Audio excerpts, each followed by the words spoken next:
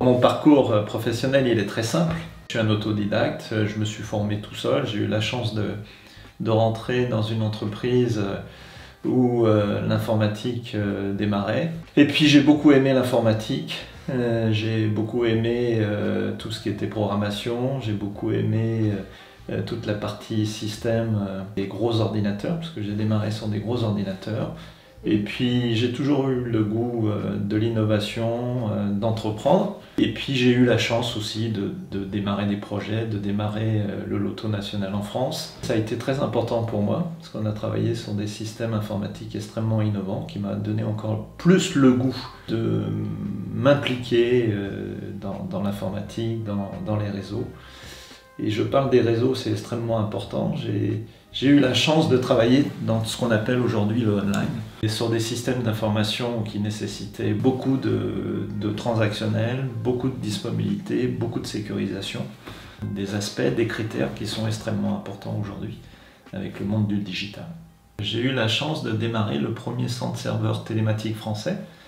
Et la France a toujours été très innovante en termes de réseau. J'ai créé mes sociétés informatiques qui ont toujours été spécialisées dans le temps réel. J'ai eu la chance de travailler sur les réseaux d'Avas Voyage, donc la prise en temps réel de voyage depuis les agences. J'ai travaillé pour le Club Med, j'ai travaillé pour Esterel, j'ai travaillé pour plein de sociétés qui ont toujours été dans le temps réel. Et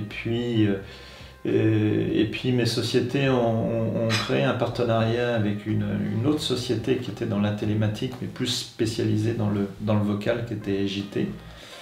Et on a démarré ensemble les premiers systèmes transactionnels bancaires, qui consistaient aux clients des banques d'aller consulter leurs comptes depuis un téléphone, depuis un Minitel, et après depuis Internet. Mes sociétés et puis JT ont fusionné à un moment donné pour créer Prosody.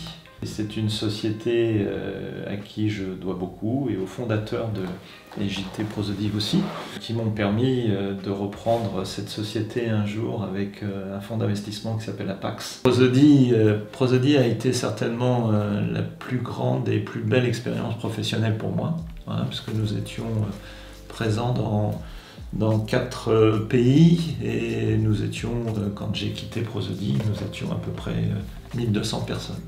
On est passé de quelques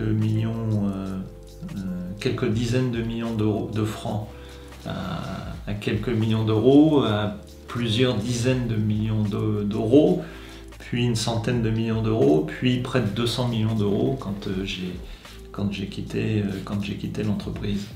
Quand j'ai quitté Prosody, j'ai eu fatalement le blues de l'entrepreneur, parce qu'on ne passe pas d'une gestion d'entreprise composée de 1200 collaborateurs et d'une centaine de clients, avec une implication, pour ma part en tout cas, assez importante vis-à-vis de nos clients. Ça a été quand même psychologiquement un arrêt presque un peu brutal, même si je l'avais programmé. À ce moment-là, j'ai décidé de m'impliquer un peu différemment, conscient d'avoir eu un peu de chance dans mes entreprises. Je me suis dit, je vais aider les jeunes entrepreneurs. Voilà. Je vais les aider sous forme de mentorat, alors un peu plus poussé que mentorat tel qu'on peut l'entendre. Bien sûr en mettant un peu d'argent dans l'entreprise, mais aussi en étant présent opérationnellement aux côtés, sans décider à la place des entrepreneurs, mais en étant présent. Je connais la solitude de l'entrepreneur, qui, même s'il est bien entouré, même s'il y a des collaborateurs fidèles, même si les clients sont attachés à l'entreprise, on est quand même seul à décider, seul à anticiper, seul à traiter les problèmes quand il y en a, et dans une entreprise il y en a forcément. Donc je connais cette solitude qui des fois peut être dévastatrice, Et donc voilà, m'impliquer auprès d'entrepreneurs qui veulent développer leur entreprise, c'était important pour moi, au-delà de mettre de l'argent dans les entreprises. On parle des startups, on parle des fonds d'investissement, mais malgré tout, c'est pas simple. À partir d'une idée, de créer son entreprise et de savoir ce qu'il faut faire. Même quand on a l'expérience, c'est toujours assez compliqué parce que ça dépend de beaucoup de choses. L'état d'un marché est très fluctuant, donc un jour il est bien, un jour il est moins porteur, un jour il est plus du tout porteur. Et donc je pense qu'être entrepreneur aujourd'hui, il faut savoir anticiper, il faut savoir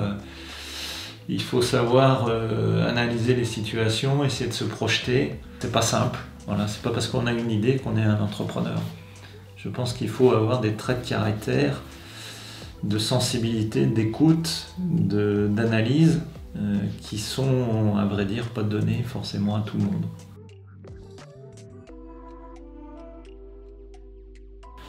J'ai toujours beaucoup aimé le sport. J'ai toujours, à vrai dire, géré mes entreprises en ayant un programme, en ayant une ambition, un objectif.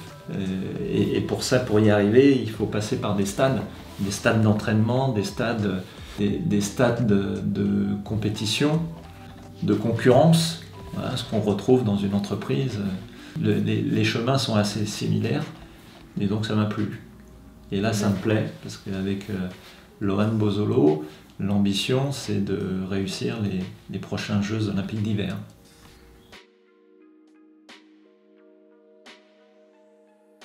Ce que j'aspire, c'est continuer ce que je fais aujourd'hui, c'est investir auprès de jeunes entrepreneurs, avancer comme ça, sans m'impliquer auprès d'eux. On verra bien comment tout ça se développe.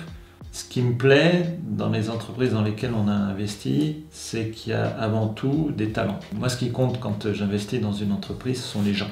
J'écoute d'abord les gens, j'essaye de voir quelle est leur ambition, leur capacité, la façon dont ils s'entourent aussi.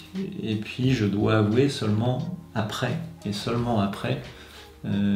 m'intéresse au projet. Et ce qui me plaît, c'est d'abord les gens, voir s'ils ont cette capacité à entraîner, à intéresser. Et je vérifie aussi qu'ils ont les critères que j'évoquais tout à l'heure, donc savoir écouter, déterminer leur niveau de sensibilité et comprendre leur capacité à séduire, à s'entourer. On jauge la réussite d'un projet, d'une entreprise avec ses résultats. Mais avant d'obtenir des résultats, il faut une équipe. Il faut des gens avec du talent, talent commercial, talent marketing. Le marketing aujourd'hui est extrêmement important. S'il n'y a pas de croissance, l'entreprise meurt. Ça, c'est important de le comprendre.